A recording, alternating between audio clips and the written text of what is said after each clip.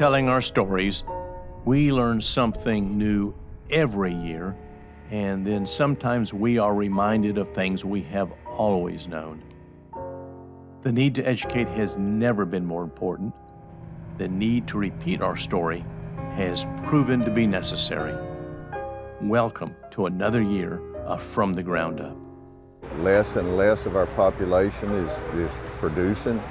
Less and less of our resources go to production of food as the population increases. I would tell the consumer to be thankful that there are agriculturally inclined people out there raising things, people who have made it their way of life, that love and appreciate agriculture enough to invest their time and their money into growing crops. Not everybody's inclined that way, but there are enough of us that are inclined that way to keep the rest of the people fed.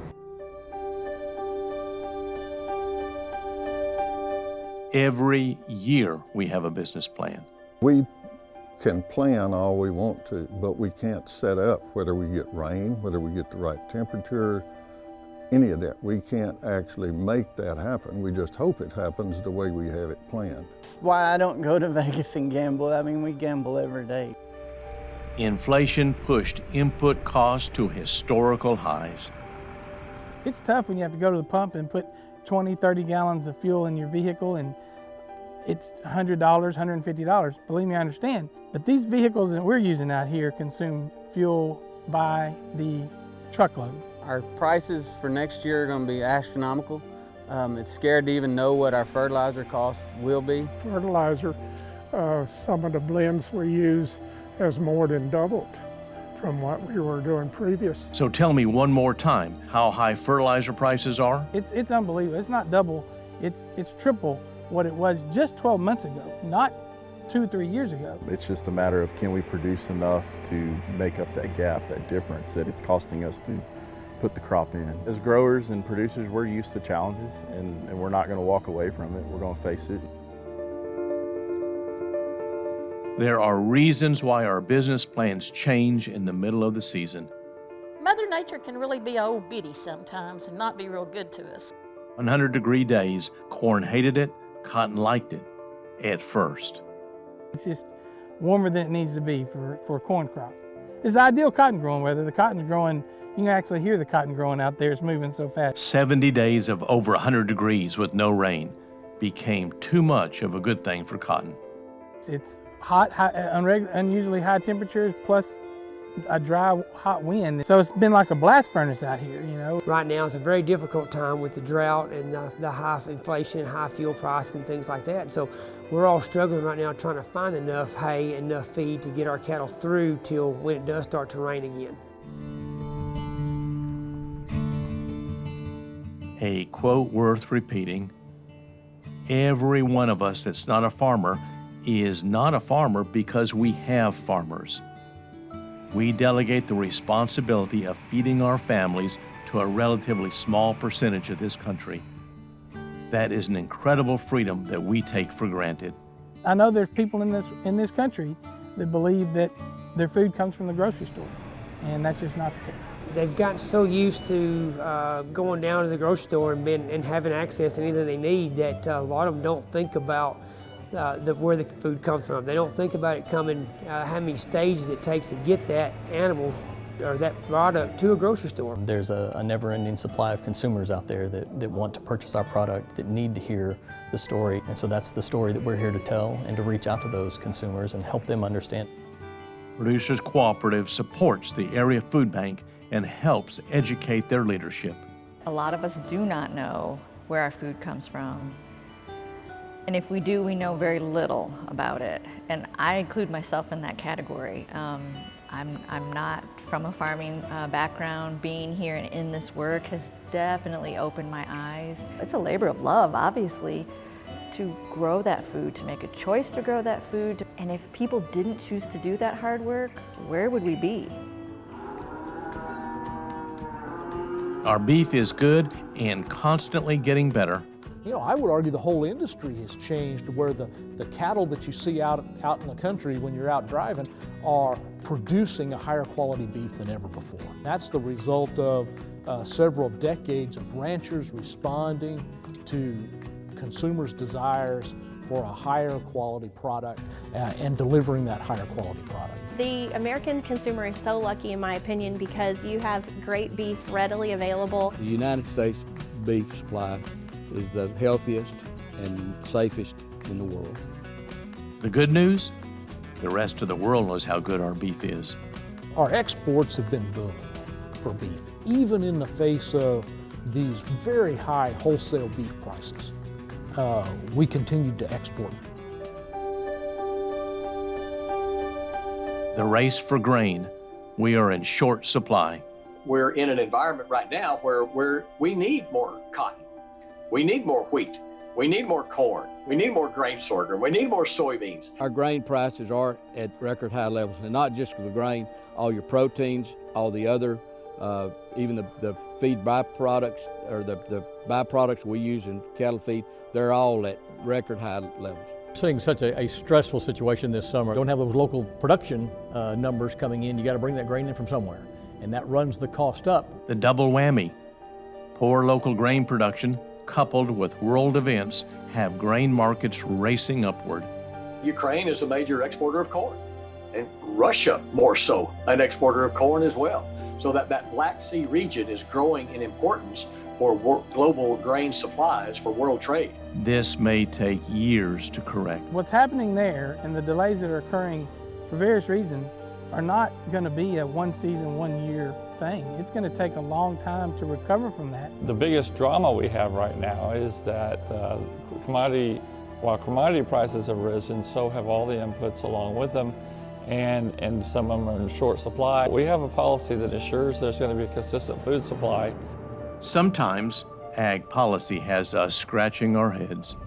I get asked all the time, what were y'all thinking when y'all helped them with this? And my answer was, you should have seen what they were thinking before we helped them with that. As it has always been, we must turn to the next generation to pick up the torch. We have to do a better job of figuring out ways to educate the kids in schools and the urban communities on, what we're doing is we're using the latest technologies to produce the safest, most nutritious food products in the world. And I think we have a fantastic story to tell. Reaching them at the high school level, those FFA and those 4-H kids, those leaders that are coming up through, that are going to be the next leaders. We as people are still going to have to help instill those into our younger generation to understand, that there's a lot of people in this world that we got to feed, and you need to know who's doing it and how they're doing it. We love old sage advice. Now, as far as I am concerned, children should learn to garden, if nothing more than just to learn where their food comes from.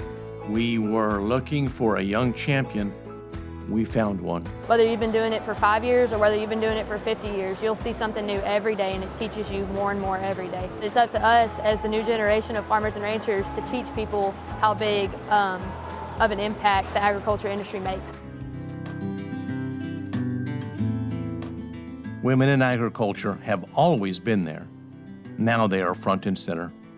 You didn't see a lot of women in agriculture back then at all, but now women are taking more of a role in agriculture. My parents gave me my first cow when I was born, so I've been in the cow-calf business my entire life. There's nothing I love more than to have a person come out to our ranch who maybe hasn't gotten to experience that and see maybe the first time when a calf maybe comes up and they can touch it on the nose, or just see what the ranching lifestyle is about. We have to share that story and share the love that we have to the consumers. Every day when I'm out there working with my cattle, I keep in mind that this is a product that's going to feed and nourish people all over the community, all over the United States, possibly the world.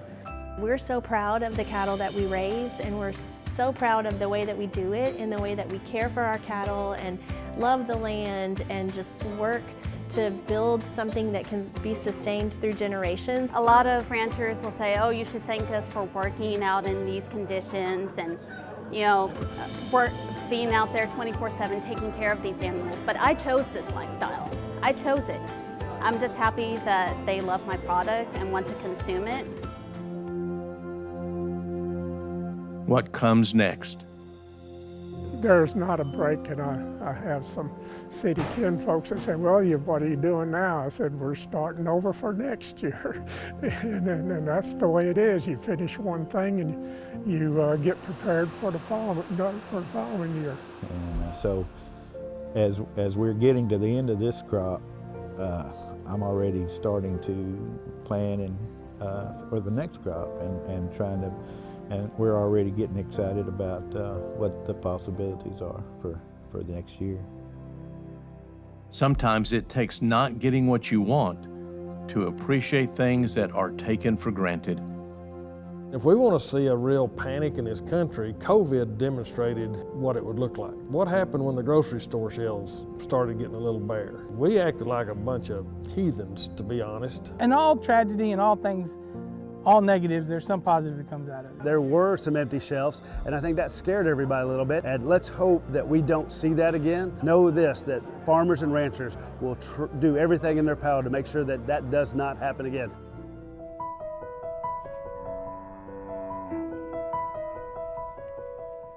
We know we must look forward. We must embrace new ways, new technologies that enable us to grow better crops and livestock.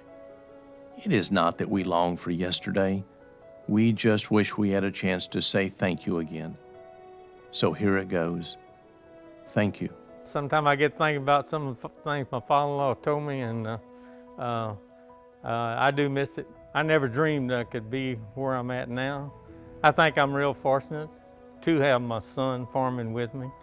And I farmed with my father-in-law for years, and I think our farm will soon be in the family 100 years, and we want to keep it going. And my grandsons are helping us now, and so we hope that we can keep it going and maybe make it 150 years. You know, time changes everything, and it's changed agriculture too. I was lucky enough to, the first year I farmed, I made a profit of $1,800. That was pretty big back then. That was pretty big back then. Now, I get up in the morning and I've already spent more than that. Those who love life and wants to live close to nature are the ones that are in agriculture. And I'm one of those people, and I love life. And I love to see crops growing, cattle growing, and I'm trying to improve my land in order to leave it to my children where they'll be able to make it and leave it to their children, because it's just a tradition.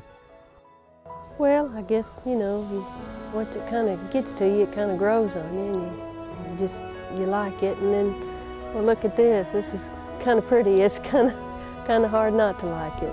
The reason why I worked so hard all these years was I'd hoped to have a family someday, and I do now, and hope to get them involved in a way for them, a good way for them to grow up and, you know, learn responsibility that way. I grew up in agriculture. It's just something that I do.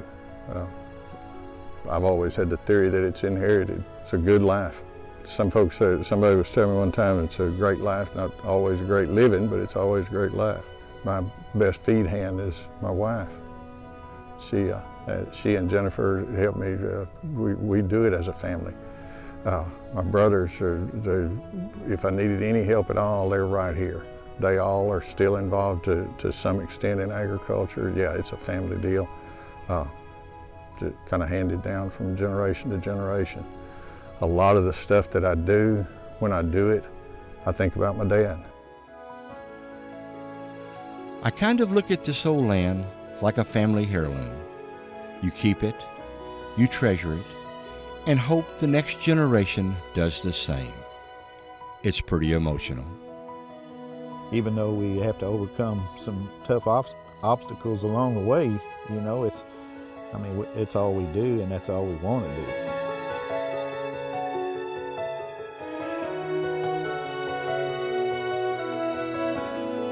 God bless the man who sows the wheat, who finds us milk and fruit and meat.